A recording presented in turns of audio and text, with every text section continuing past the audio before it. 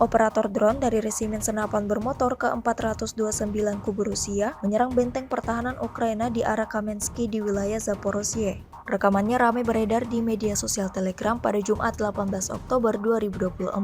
Segala cara dilakukan angkatan bersenjata Rusia untuk mengalahkan pasukan lawannya. Jauh sebelum melancarkan serangannya, militer Rusia melakukan pemantauan terlebih dahulu. Setelah mendapati posisi pertahanan Ukraina, tentara Rusia menyerang dari jarak dekat. Seperti yang terlihat dalam rekaman, ledakan dahsyat terjadi dan posisi pertahanan Ukraina meledak berkali-kali.